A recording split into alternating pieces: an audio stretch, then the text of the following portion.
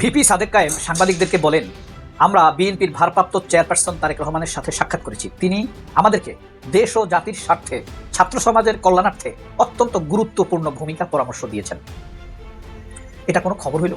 জামাতের আমির ডক্টর শফিকুর রহমান দ্বিতীয় রাজনীতিবিদ যিনি কিনা ভারতীয় সাংবাদিকের হাতে নাজেহাল হলেন। এখন প্রশ্ন করতে পারেন কিভাবে যে মির্জা ফখরুল বলেছিলেন যে বাংলাদেশের সঙ্গে ভারতের সম্পর্কের ধরন আগের চেয়ে পৃথক হবে। আওয়ামী লীগের দেওয়া চশমায় ভারত বিএনপি এবং জামাত ইসলামকে এক বন্ধনীতে দেখে ভুল করেছে এবং তিনি ভারতকে আশ্বাস দেন যে বিএনপি কখনো জামাতকে মাথায় উঠতে দিবে না। এবং এই নিউজ প্রকাশ হওয়ার পরে মির্জা ফখরুল ইসলাম আলমগীর সরাসরি অস্বীকার করেন। তিনি বলেন যে আমি এই ধরনের কোনো কথাও বলি। যদিও পরে আমরা দেখলাম যে ভারতীয় সাংবাদিক অনামিত্র চট্টোপাধ্যায়ের সঙ্গে মির্জা ফখরুলের ছবি এবং খোঁজ নিয়ে জেনেছি যে ইন্টারভিউটা সত্যি মির্জা ফখরুল দিয়েছিলেন, কিন্তু পরে তিনি অস্বীকার করেছেন। এখন আসি গতকালকে প্রসঙ্গ। গতকালকে রয়টার্স একটি বিস্ফোরক সংবাদ দিয়েছে। সেখানে জামাতের আমির বলেছেন যে জামাতের আমির ডক্টর শফিকুর রহমানের সঙ্গে ভারতীয় দূতের গোপন বৈঠক হয়েছে এবং ভারতীয় দূতরাই বলেছেন যে ওই বৈঠকের কথা যেন বাইরে প্রকাশ না পায়। যদিও জামাতের আমির ডক্টর শফিকুর রহমান তিনি তার ফেসবুক স্ট্যাটাসে ঘটনা অস্বীকার করেননি, কিন্তু গোপন বৈঠক হয়েছে এটা তিনি স্বীকার করেন। তিনি বলছেন যে গোপন বৈঠক হয়নি, কিন্তু এটা বলা হয়েছে যেটা না বলতে। ডক্টর ইউনূসের নেতৃত্বে বিরল উচ্চতায় বাংলাদেশ 54 বছরের ইতিহাসে যা ঘটেনি 55তম বছরের এসে বাংলাদেশে সেটা ঘটল। বাংলাদেশ কোথায় যাচ্ছে? ডক্টর ইউনূসের যে ফরেন পলিসি, 24 পরবর্তী বাংলাদেশে, জুলাই বিপ্লব পরবর্তী বাংলাদেশের যে মাকাম, যে হাল, যে ভারত বিরোধী যেই বক্তব্য, প্রচারগুলো, কথাগুলো যেটা পছন্দ হয়নি ভারতের, সেটা হচ্ছে ডক্টর মোহাম্মদ ইউনূসের অবস্থান এবং পররাষ্ট্র উপদেষ্টা তৌহিদ হোসেনের অবস্থান। যে কি কথা বললো গোপনে, উনি রয়টার্সের কাছে যদি প্রকাশ না করতো আমরা জানতে পারতাম না। যেভাবে আমরা এখনো জানি না কিন্তু জিএম কাদের সাহেবের সাথে কি কথা হয়েছে, উনি তো এই কথা প্রকাশ করেন আজ পর্যন্ত, যার জন্য আমরা জানতে পারি নাই। ডাক্তার শফিকুর রহমান সাহেব প্রকাশ করছে, যার জন্য আমরা জানতে পারছি। আশ্চর্য হয়েছে যে আমার কাছে দূতরা আসে, দূতরা যায়, আমি নেতা যেহেতু আসতেই পারি, কিন্তু এটাকে গোপন রাখতে হবে কেন? আমরা ইন্ডিয়ার সঙ্গে ওপেন রিলেশনশিপ চাই, পুরো গুপ্ত রিলেশনশিপ না, এটা তিনি বলেছেন। ঠিক আছে, কিন্তু কথা হচ্ছে যে তার বাইপাস সার্জারি হয়েছে ধারণা করি যে অগাস্ট মাসে। তো August, September, October, November, December, এই 4-5 মাস তিনি এটাকে গোপন রেখেছিলেন। এখন কেন গোপন রেখেছিলেন? আর যদি গোপনই রাখবেন তাহলে এখন এটা বললেন কেন? আপনারা জানেন যে বাংলাদেশ জামাত ইসলামীর নেতৃত্বে আগামীর সরকার গঠিত হবে। সে সরকারের প্রধানমন্ত্রী যেই দল থেকে সর্বোচ্চ পরিমাণ ভোট পেয়ে, সিট পেয়ে নির্বাচিত হবে, সেই দলেরই প্রধানমন্ত্রী হবেন বলে ইতিমধ্যেই জামাতের আমির ডাক্তার শফিকুর রহমান সাহেব স্ট্রেট ফরওয়ার্ড বক্তব্য দিয়েছেন। সাংবাদিকদেরকে বলেছেন, রাইটার্সকে বলেছেন, বিভিন্ন গণমাধ্যমে তার খবর। আপনাদেরকে একটা কথা বলি, এই যে আপনারা ব্যাচেলর পয়েন্ট নাটক দেখেছেন, সেখানে একটা চরিত্র আছে না, কাবিলা, ওনার নাম পারভেজ, নাটকের চরিত্র কাবিলা। তিনি একবার জেলে গেছেন না, তার জন্য মিছিল হয়েছে, তার মুক্তির জন্য, মনে আছে আপনাদের? এটা কেন? কাল্পনিক একটা চরিত্রের জন্য। এটা তার জনপ্রিয়তা, চরিত্রটাকে তিনি এত জনপ্রিয় করতে পেরেছেন। এর আগে সুলতান সুলেমান দেখেছেন আপনারা?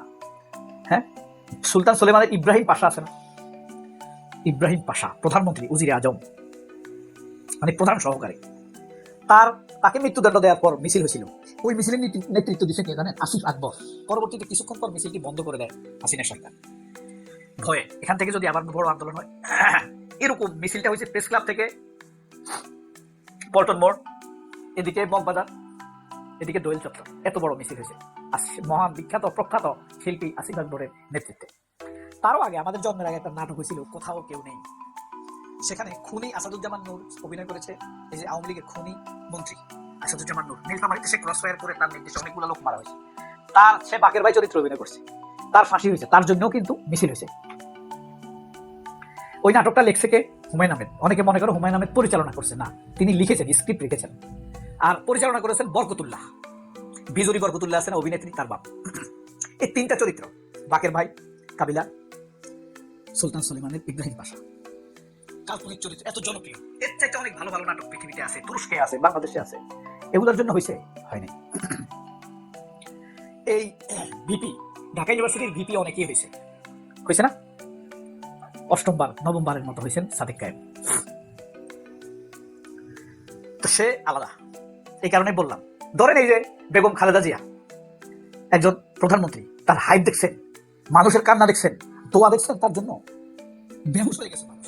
মানুষ সেই কল্যাণপুর থেকে টেকনিক্যাল, আগারগা হয়ে শেওড়াপাড়া, এদিকে বিজয় সরণি হয়ে জাহাঙ্গীরকে, ও মাই গড, এদিকে আপনার শাহবাগ হয়ে ইঞ্জিনিয়ারিং ইনস্টিটিউট হয়ে প্রেস ক্লাব, ওকে দোয়েল চত্বর হয়ে কত গেছে আর জানি না। কেউ বলে 15 লক্ষ, কেউ 20 লক্ষ, কেউ বলে 50 লক্ষ। মেট্রো রেলের সিঁড়ির মধ্যে মানুষ জানাজা পড়ছে। তো প্রধানমন্ত্রী বেগম খালেদা জিয়াও প্রধানমন্ত্রী, শাহ আজিজুর রহমানও প্রধানমন্ত্রী। এটা কি এক হইল? মিজানুর রহমান চৌধুরী বেগম খালেদা জিয়া কি এক হইল? না। ইমরান খানও প্রধানমন্ত্রী পাকিস্তানের, আবার জাফরুল্লাহ জামালিও প্রধানমন্ত্রী, খুরশিদ মাহমুদ কাসুরিও পাকিস্তানের প্রধানমন্ত্রী। দুইটা কি এক? এক না, যোজন যোজন ব্যবধান। খালেদা জিয়ার সাথে যেমন শাহ আজিজের তুলনা চলে না।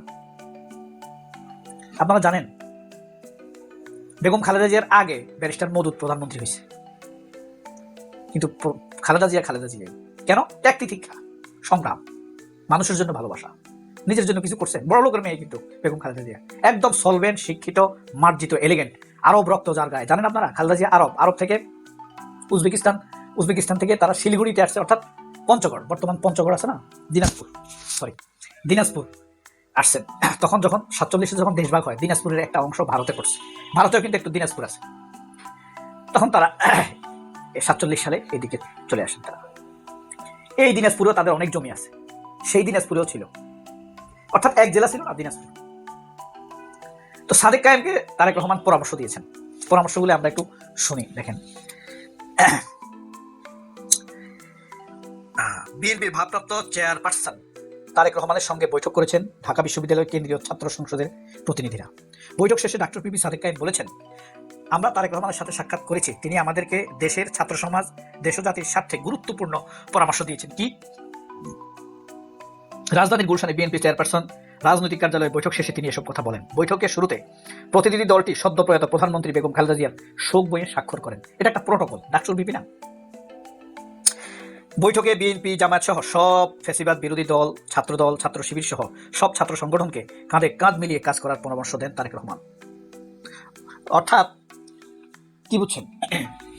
যে ছাত্রদল, ছাত্র শিবির সহ যত ছাত্র সংগঠন আছে সবার সাথে কাঁধে কাঁধ মিলিয়ে। ডাকসুর বিপি সাদেক কায়েম কখনো ছাত্রদলকে আক্রমণ করে একটা কথা বলেছে? কেউ কি শুনেছেন? একটা কথা বলছে, চাঁদাবাজির সিন্ডিকেটের কথা বলছে। এটা তো দেশব্যাপী জাতীয় স্বীকৃত বিষয়, সেটা বলতেই পারে। ডাকসুর বিপি অন্য বিপিদের মতো না। আমি যে বললাম বেগম খালেদা জিয়ার সাথে মিজানুর রহমানের তুলনা চলে না।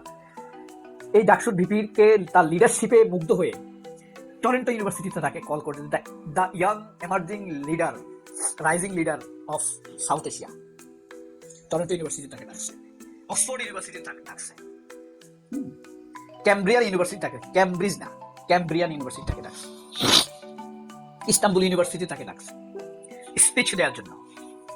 এটা হলো পার্থক্য। তারা এমনি ডাকে নাই, তারা সামনাসামনি দেখে নাই, শুনে নাই, কিন্তু তারা তার আলোচনা শুনছে, আল জাজিরা দেখছে, নিউ ইয়র্ক টাইমস। আপনি জানেন পৃথিবীর সবচেয়ে সেরা পত্রিকা 10টা যদি আপনি বাছাই করেন, পৃথিবীর সবচেয়ে সেরা 10টা পত্রিকা সাদেক কায়েমকে নিয়ে নিউজ হয়েছে। এই কারণে সাদেক কায়েম আলাদা। এই কারণে মির্জা গালিব বলে সাদেক কায়েম হলো 24-এর ইমাম।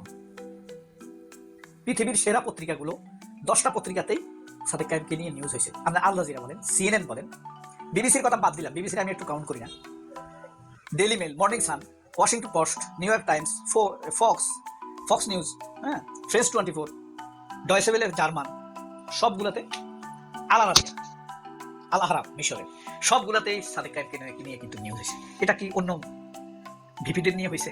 অন্য ভিপিদেরকে কেউ, অনেক বড় নেতা আসমরব স্বাধীনতার পতাকা উত্তোলনকারী মনে করা হয়, সে কি এত ইউনিভার্সিটিতে কলিং লিডার হিসেবে বক্তৃতা দিতে পারছে? ডাকছে তাকে, ডাকে নাই।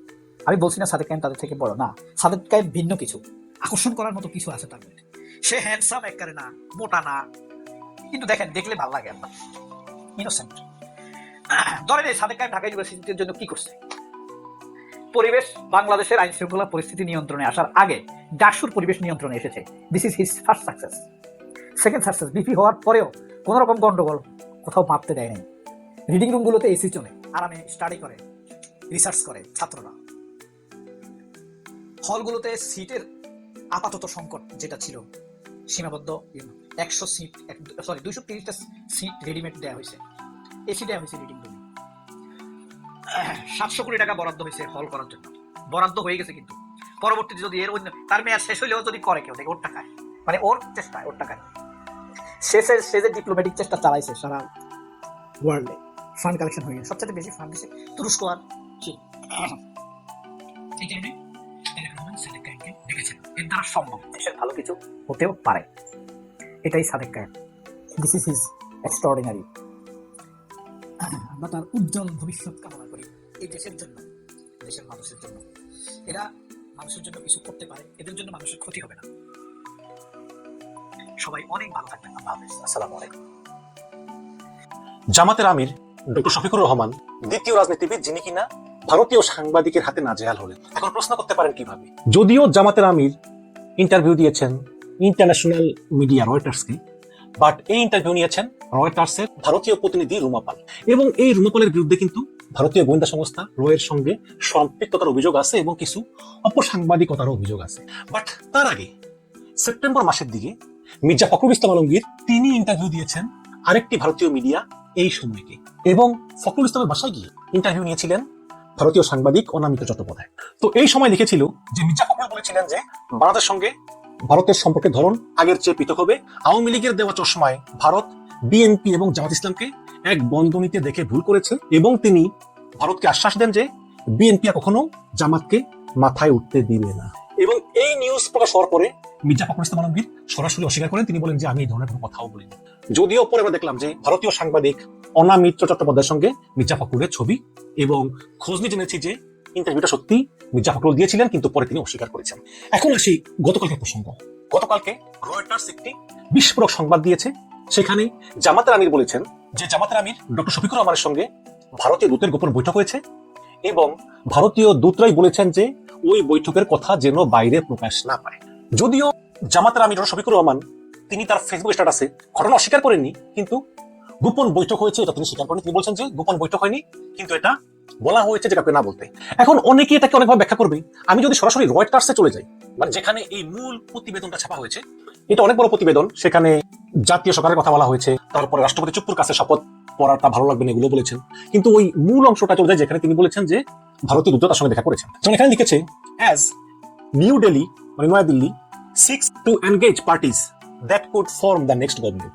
Shafiqur Rahman confirmed meeting an Indian diplomat earlier this year after his bypass surgery. ওই যে তার যখন ওই হার্টের অপারেশন হয়েছে, ওপেন হার্ট সার্জারি হয়েছে, তারপরে কিন্তু শফিকুর রহমানের সঙ্গে বিভিন্ন দেশের রাষ্ট্রদূতরা গিয়ে দেখা করেছিলেন। Unlike diplomats from other countries who made open courtesy visits to him, the Indian official asked that the meeting remain confidential. মানে অনেক দূতরা শফিকুর রহমানের সঙ্গে দেখা করলেও ইন্ডিয়ান দূত বলেছেন যে যাতে তার ভিজিটটা গোপন রাখা হয়। দেখেন ভারতীয়দের হিপোক্রেসি দেখেন, ভণ্ডামি দেখেন। মুখে মুখে বলে জামাত মৌলবাদী, জামাত ক্ষমতা আসলে দেশের জঙ্গি উপদ্রব হবে, হবে সবে, কিন্তু গোপনে গোপনে জামাত আমির সঙ্গে দেখা করেছে এবং আবার এটা গোপন রাখার কথাও বলে এসেছে। দেন Shafiqur Rahman said, why there are so many diplomats who visited me and it was made public. Where is the problem? Shaffiqur Rahman said, so we must become open to all and open to each other. There is no alternative to develop our relationship.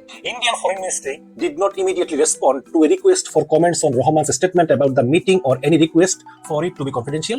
But one of the Indian sources confirmed that contact with various parties and Indian Foreign Minister visited Dhaka ইত্যাদি। তো শফিকুর রহমান বলেছেন যে এতে আমি একটু আশ্চর্য হয়েছি যে আমার কাছে দূতরা আসে, দূতরা যায়, আমি নেতা যেহেতু আসতেই পারে, কিন্তু সেটা গোপন রাখতে হবে কেন? আমরা ইন্ডিয়ার সঙ্গে ওপেন রিলেশনশিপ চাই, পুরো গুপ্ত রিলেশনশিপ, এটা তিনি বলেছেন। ঠিক আছে, কিন্তু কথা হচ্ছে যে তার বাইপাস সার্জারি হয়েছে ধারণা করি যে অগাস্ট মাসে। তো August, September, October, November, December, এই 4-5 মাস তিনি এটাকে গোপন রেখেছিলেন। এখন কেন গোপন রেখেছিলেন? আর যদি গোপনই রাখবেন তাহলে এখন এটা বললেন কেন? এই যে জামাতের স্লোগান দিল্লি না ঢাকা, এখন তো দেখি সবই ফাঁকা। তো সমালোচনার মুখে ডক্টর শফিকুর রহমান একটি ফেসবুক স্ট্যাটাস দিয়েছেন। সেখানে তিনি লিখেছেন, আন্তর্জাতিক মিডিয়া রয়টার্সকে গতকাল দেওয়া এক সাক্ষাৎকারে রয়টার্সের একজন সাংবাদিক আমাকে জিজ্ঞেস করেন, ভারত যেহেতু আপনাদের প্রতিবেশী দেশ, তাদের সঙ্গে আপনাদের কোনো যোগাযোগ আছে কিনা, কিংবা কোনো কথাবার্তা বা বৈঠক হয় কিনা। আমি তখন বলেছিলাম, গত বছরের মাঝামাঝি সময়ে আমি অসুস্থ হওয়ার পর চিকিৎসা শেষে বাসায় ফিরি, তখন দেশ বিদেশের অনেকেই আমার সঙ্গে সাক্ষাৎ করতে আসেন। অন্যান্য দেশের সম্মানিত কূটনৈতিক বৃন্দ যেমন এসেছেন, তেমনি তখন ভারতেরও 2জন কূটনীতিক আমাকে দেখতে আমার বাসায় এসেছিলেন। অন্যান্যদের মতো তাদের সঙ্গে আমার কথা হয়েছে। আমি তাদের সঙ্গে আলাপ আলোচনার সময় বলেছিলাম যে যত কূটনীতিক এখানে এসেছেন তাদের সকলের বিষয়ে আমরা পাবলিসিটি দিয়েছি, আপনাদের এই সাক্ষাৎও আমরা পাবলিসিটিতে দিতে চাই। তখন তারা আমাকে এটা না দেওয়ার জন্য অনুরোধ করেন। আমরা বলেছিলাম যে পরবর্তীতে যখনই আপনাদের সঙ্গে দুই দেশের স্বার্থ সংশ্লিষ্ট বিষয়ে বৈঠক হবে, তখন তো অবশ্যই পাবলিসিটিতে যাবে। এখানে গোপনীয়তা কিছু নেই।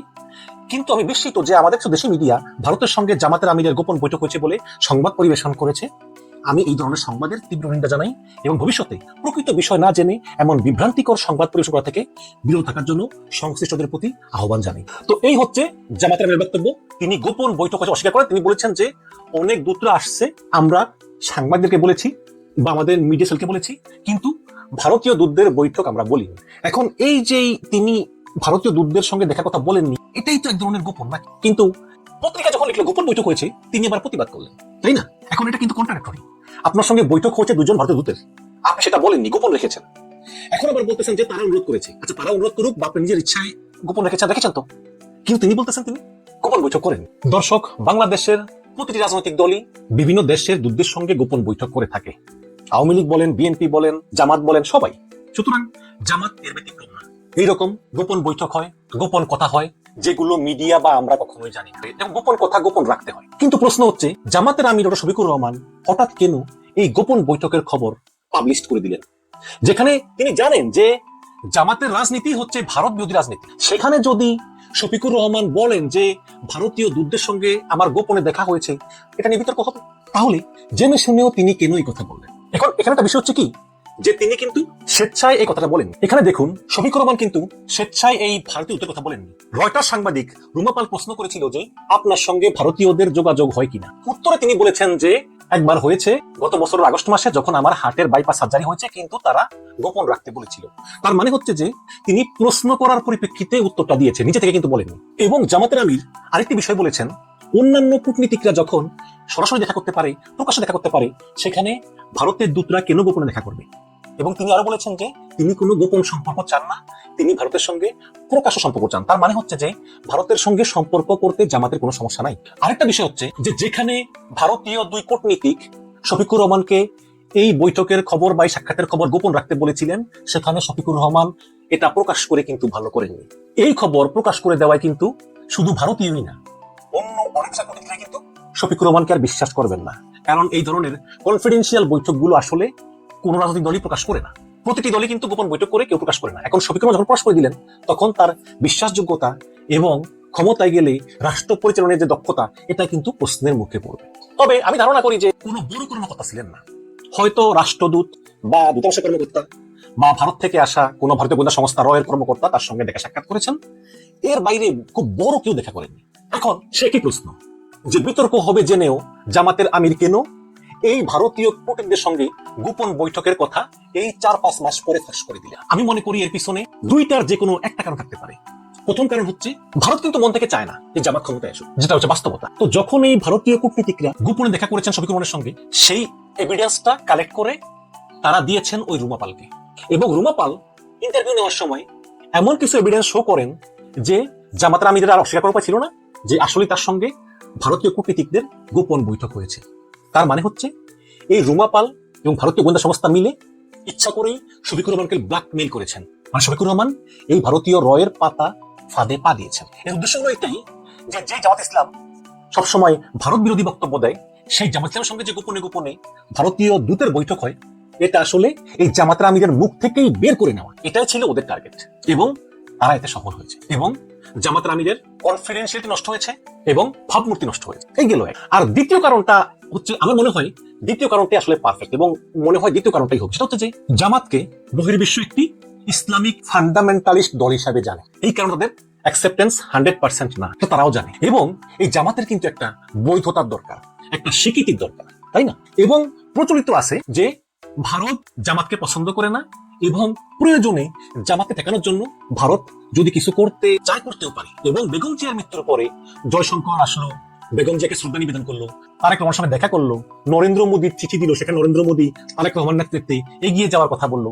এই সব মিলিয়ে জামাতের আমি মনে করতেছে যে এই যে ভারতের সঙ্গে বিএনপির একটা ভালো সম্পর্ক প্রকাশ্যে এসেছে, এতে হয়তোবা ভোটের মাঠে বিএনপির আত্মবিশ্বাসটাকে আরো বাড়িয়ে দিতে পারে। এই কারণেই জামাতের আমি চিন্তা করলেন যে তাহলে আমিও বলে দিই, বার্তা সংস্থা রয়টার্সের মতোটা মিডিয়া যাতে এসেছে, আমিও বলে দিই যে শুধু তোমাদের সঙ্গেই না, ভারতের সঙ্গে কিন্তু আমাদেরও যোগাযোগ আছে এবং আমাদের সঙ্গে কিন্তু বৈঠক হয়। তার মানে হচ্ছে এতে জামাতের আমির চেষ্টা করলেন যে ভারতের সঙ্গে আমাদের সম্পর্ক আছে এবং ভারতও আমাদেরকে দল হিসাবে স্বীকার করে নিয়েছে। আমার মনে হয় যে এটাই হতে যুক্তিসঙ্গত।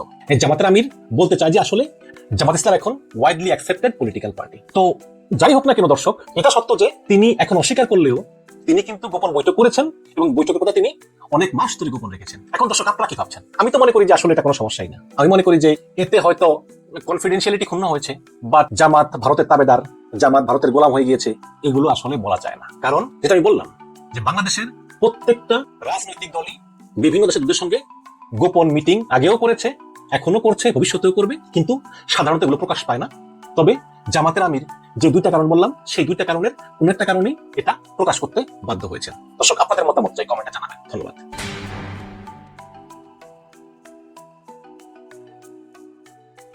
দেশের যে মাকাম, যে হাল, এই হালটা হচ্ছে আগে ছিল বাংলাদেশ ভারতের দালাল, বাংলাদেশ মানে হাসিনা, বাংলাদেশ সরকার বাংলাদেশটাকে তো হাসিনা ময় করে ফেলেছিল, আওয়ামী লীগ ময় করে ফেলেছিল।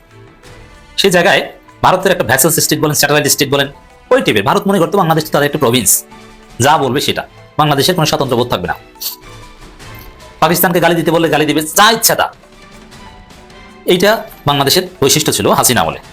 কিন্তু এখন ডক্টর ইউনূস বাংলাদেশকে যেখানে নিয়ে যাচ্ছেন, আমি আসছি কি ঘটেছে তার আগে বলি কোথায় নিয়ে গেছে। কাতারের নাম শুনছিলেন? কাতার একটা কেমন রাষ্ট্র জানেন?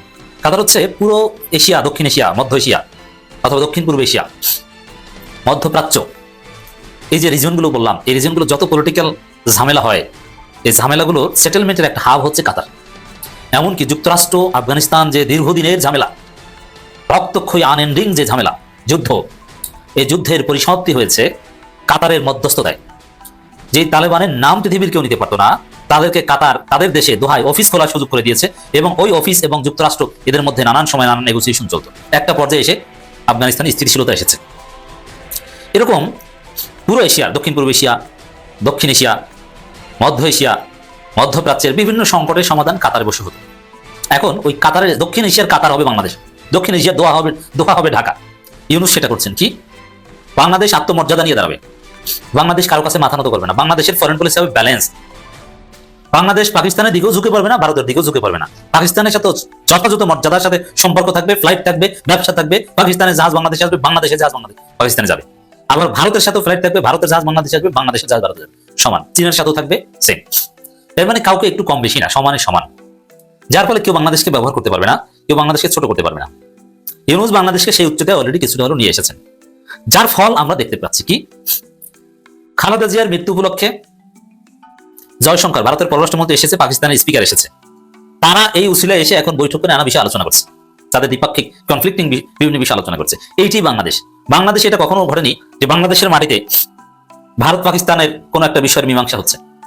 এটা যা শুরু। এখন দেখছেন আপনারা জয়শঙ্কর আর পাকিস্তানের প্রতিনিধির মিটিং, কুশল বিনিময়, এবং দেখে ডাক দেয়া ভারতের পররাষ্ট্রমন্ত্রী পাকিস্তানের স্পিকারকে দেখে ডাক দিচ্ছে যে ভাই সিনসি কিন্তু আপনাকে আসেন কথা বলি। তারপরে ছোটখাটো বৈঠক হয়ে গেছে এবং নানান রিজনাল নানান বিষয় নিয়ে আলোচনা করছে, তাদের বাইলেটারাল নানান বিষয় নিয়ে আলোচনা করেছে। এটা জাস্ট স্টার্টিং।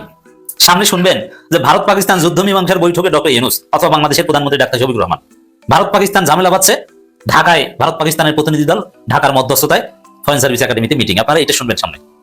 খালেদা জিয়ার জানাজাকে কেন্দ্র করে ভবিষ্যতের এই দৃশ্যের কিছুটা আমরা দেখতে পেয়েছি। অসাধারণ। তো এরকম ঘটনা বাংলাদেশে কখনো ঘটেনি। কারণ ইউনূস প্রমাণ করেছে যে পাকিস্তানও আমাদের কাছে যা, বরং ভারত তার চাইতে এখন, ভারত যেহেতু আকাম ঘটিয়েছে, গণহত্যাকারীকে আশ্রয় দিয়েছে, গণহত্যায় মদত দিয়েছে, বাংলাদেশের মানুষকে গুম করেছে, অনেক অপরাধ করেছে, অতএব এখন পাকিস্তানকে আমরা যে মর্যাদা দিই, ভারতকে সেই মর্যাদা দিব না। কিন্তু অদূর ভবিষ্যতে ভারত, পাকিস্তান, চীন সবাই সমান মর্যাদা পাবে। মর্যাদার সাথে পারস্পরিক স্বার্থের ভিত্তিতে, ন্যায্যতার ভিত্তিতে সম্পর্ক হবে। ইউনূস সেই বার্তা দিয়ে দিয়েছেন। কিন্তু এখন যেটা ঘটেছে, এখানে কিন্তু ইউনূস ভারতকে গুনে নাই। আমি যখন কথা রেকর্ড করছি তখন পর্যন্ত পাকিস্তানের পররাষ্ট্র মন্ত্রী, স্পিকার কিংবা আরো যারা বিদেশি প্রতিনিধি এসেছে তাদের সাথে ইউনূস মিটিং করেছেন এবং সরকারিভাবে সেই ছবি প্রচার করা হয়েছে। কিন্তু জয়শঙ্করের সাথে ইউনূস সরকারের কারো কোনো মিটিং এর ছবি এখন পর্যন্ত আমি দেখিনি। পরে হলে সেটা ভিন্ন কথা। তো এই যে গুরুত্ব দিচ্ছে না, সোফার গুরুত্ব দেয়নি। তো এটা ইউনূস সরকারের একটা স্মার্টনেস। ইউনূস বৈঠক করুক বা না করুক, জয়শঙ্কর এবং পাকিস্তানের স্পিকার তারা মিটিং করেছে। ভবিষ্যতে এই দৃশ্য দেখবেন। এটা হচ্ছে ব্যালেন্স ফরেন পলিসির আলামত। খালেদা জিয়া এটাই চেয়েছেন। এই জন্য পাকিস্তানের পক্ষ থেকে খালেদা জিয়ার মৃত্যুতে যে শোক এবং যে আবেগ দেখানো হয়েছে, এবং স্পিকার নিজে দৌড়ে এসেছেন। প্রথমে পররাষ্ট্রমন্ত্রী আসার কথা ছিল, এবং পাকিস্তানের প্রধানমন্ত্রী যেভাবে খালেদা জিয়াকে সম্মান জানিয়ে বিবৃতি দিয়েছেন, শোক জানিয়েছেন, এটা বিরল। কেন? যে খালেদা জিয়ার সাথে পাকিস্তানের, বিএনপির সাথে পাকিস্তানের অসাধারণ সম্পর্ক ছিল। এমনকি হাওয়া ভবনের সাথে আইএসআইয়ের কানেকশন ছিল, এটাও সত্য কথা। ওটা গোপন সম্পর্ক ছিল, কিন্তু ওপেনলি পাকিস্তানের সাথে যথেষ্ট মর্যাদার সাথে সম্পর্ক মেনটেন করতেন বেগম খালেদা জিয়া। যার ফলে খালেদা জিয়ার মৃত্যুতে পাকিস্তানি ভাবে দৌড়ে এসেছে। আর ভারত আওয়ামী লীগের পক্ষে ওকালতি করতে এসেছে, আমির খসরুকে কান পরা দিতে এসেছে। ইউনূস সরকার গুণ না, ইউনূস সরকার জয়শঙ্করের সাথে কোনো ছবি প্রচার করেনি। ইউনূস সরকারের পেজে ছবি দেখি পাকিস্তানি স্পিকার আর ভারতের পররাষ্ট্রমন্ত্রী। বাংলাদেশের সাবেক প্রধানমন্ত্রী ও বিএনপি চেয়ারপারসন খালেদা জিয়ার প্রতি শেষ শ্রদ্ধা জানাতে ঢাকা এসেছেন পাকিস্তানের জাতীয় পরিষদ স্পিকার সরদার আয়াজ সাদিক, আরও আসেন ভারতের পররাষ্ট্রমন্ত্রী এস জয়শঙ্কর। বুধবার ঢাকায় খালেদা জিয়ার বাসভবনে বৈঠক করেন তারা, খবর জিও নিউজে। এর মানে তারা বৈঠক করেছেন। তো বাংলাদেশ এখন প্রতিবেশী দুই যুদ্ধপ্রবণ দেশের বৈঠকের একটা জায়গা। এটা একটা ইনসিডেন্টাল বৈঠক, কিন্তু এটা আলামত যে সামনে পরিকল্পিতভাবে বৈঠক হতে পারে। 2025 সালে মে মাসে পাকিস্তান ভারতের মধ্যে যুদ্ধের পর প্রথমবারের মতো এ ধরনের বৈঠক হলো। খালেদা জিয়ার বাসভবনে হাসি মুখে হাত মেলান পাকিস্তানের জাতীয় পরিষদের স্পিকার সাদিক ও ভারতের পররাষ্ট্রমন্ত্রী জয়শঙ্কর। এটা ইউনূসের বাংলাদেশই সম্ভব। বেগম খালেদা জিয়াকে নিয়ে গতকালই আমরা ওনাকে বিদায় দিলাম, কিন্তু ওনার কথা ভুলে আজকে দেখেন পত্র পত্রিকায় সব জায়গায় একই আলোচনা যে গোপনে কি কথা বলল। হ্যাঁ, আমাদের জামাতে ইসলামের আমির সাহেব গোপনে কথা বলছে ভারতের কূটনৈতিকদের সাথে, একজন কি দুইজন জানি না কয়জন ছিল। আর এই দেখাটা হয়েছে ওনাদের, উনি যখন অসুস্থ ছিল, ওনার যখন ওপেন হার্ট সার্জারি হলো, ওই টাইমে অনেক রাষ্ট্রদূত ওনার সাথে দেখা করতে গেছিল, এর মধ্যে ভারতের ওনারাও গেছিল। কিন্তু সবাইটা জানলো, আমরা ভারতেরটা জানি নাই, এই ব্যাপারটা গোপন হয়ে গেছে। এখন দেখেন গোপন জিনিসের প্রতি মানুষের ভীষণ আকর্ষণ। আমার এক বন্ধু আছে, তাকে যখনই বলি দেখা করতে আয়, ও বাহানা ধরে, রাস্তা জ্যাম, এটা সেটা, আসতে চায় না। তখন আমি একটু চালাকি করি, আমি তো আয়, একটু গোপন কথা আছে তো, টেলিফোনে কওয়া যাইব না, বাসায় আয়। বিশ্বাস করেন 2 ঘন্টার মধ্যে চলে আসে, কারণ ওই যে গোপনের আকর্ষণ। এখন পত্রপত্রিকায় লেখা হচ্ছে গোপন কথাটা, যে ভারতের সঙ্গে জামাতে আমিরের কথা হয়েছে গোপনভাবে। এই গোপনের আকর্ষণে চারিদিকে আলোচনা, এবং এখানে একটা যুক্তি দাঁড় করাচ্ছে। সেই যুক্তিটা কি, এই যে জাতীয় পার্টির জিএম কাদের সাহেব ভারতে গেছিল, উনি যখন এয়ারপোর্টের নামে তখন ওনাকে জিজ্ঞাসা করা হয়েছিল কি কথা হয়েছে, উনি বলছে কথা বলা যাবে না, কি কথা হয়েছে বলা যাবে না, মানে গোপন। যার জন্য ওই কথাটা আজও আলোচনা হয়, আমার মনে হয় আগামীতেও আলোচনা হবে। ঠিক তেমনি এটার সাথে তুলনা কইরা যে জামাতের আমির সাহেব তাহলে কেন গোপন করলো। এখন দেখেন এখানে প্রশ্ন হচ্ছে, জামাতের আমির সাহেব কি গোপন করতে চাইছে? জিএম কাদের সাহেব কিন্তু দেখা করতে গেছিল, কার সাথে? ভারতের সঙ্গে, ওনাদের কূটনৈতিকদের সঙ্গে দেখা কইরা এয়ারপোর্টে নামছে, সাংবাদিকরা দাঁড়ায় ছিল কি আলাপ হইলো জানার জন্য, ওনাকে জিজ্ঞেস করছে। কিন্তু এখানে অসুস্থ মানুষকে দেখতে গেছিল, এবং কারা কারা গেছিল এগুলো প্রচার করার দায়িত্ব কাদের? নিশ্চয়ই আমাদের সাংবাদিকদের। আমাদের সাংবাদিকরা কেন এটা প্রচার করতে পারলো না? সবাইটা প্রচার করলো, গোপন থেকে গেল ভারতেরটা, এবং ওনারাও বললো না। ওনারা কি বলছে, এটা কিভাবে প্রকাশ পাইলো? এখন দেখেন এটা প্রকাশ পাইছে 31 তারিখ, মানে বছরের শেষ দিনে একটা ইন্টারভিউ আসছে রয়টার্স পত্রিকায়, এবং ওই পত্রিকায় অনেক আলাপ আলোচনা হয়েছে। ওই আলাপ আলোচনার মধ্যে বিদেশিদের সঙ্গে আপনাদের কেমন সম্পর্ক হবে, ভবিষ্যতে কেমন দেশ গঠন করতে চান যদি ক্ষমতায় আসেন। জামাতের আমির সাহেব বলছে যে আমরা যৌথভাবে একটা জাতীয় ঐক্য গঠন করতে চাই, এবং ওইভাবেই দেশটা পরিচালনা করতে চাই সবাইকে নিয়ে। এই কথাবার্তার মধ্যে আবার ওই যে ভারতের কূটনৈতিকরা যে দেখা করছে গোপনে, সেই প্রশ্নটা চলে আসছে। এখন কথা হলো কি জানেন, দেখেন রয়টার্স যদি এই সাক্ষাৎকারটা না নিত, আর ওই সাক্ষাৎকারে যদি আমির সাহেব নিজে থেকে না বলতো, হ্যাঁ উনি নিশ্চয়ই বলছে, উনি গোপন করতে চায় নাই, গোপন করতে চাইলে তো গোপন করতোই। উনি নিজেই বইলা দিছে যে আমাদের সঙ্গে যারা যারা দেখা করছে সব আমরা ওপেনে করতে চাই, গোপনে কিছু রাখতে চাই না। 2 জন দেখা করছিল বা 1 জন দেখা করছিল ভারতের কূটনৈতিক আমার সঙ্গে, সেটাও আমি বলতে চাই, এবং ওইটা উনি প্রকাশ করছে বলেই তো আমরা জানতে পারছি। আর রয়টার্স যখনই প্রকাশ করলো তখনই বাংলাদেশের সমস্ত পত্রিকায় এটা হেডলাইন হয়ে চলে আসলো যে কি কথা বললো গোপনে। উনি রয়টার্সের কাছে যদি প্রকাশ না করতো আমরা জানতে পারতাম না, যেভাবে আমরা এখনো জানি না কিন্তু জিএম কাদের সাহেবের সাথে কি কথা হয়েছে। উনি তো এই কথা প্রকাশ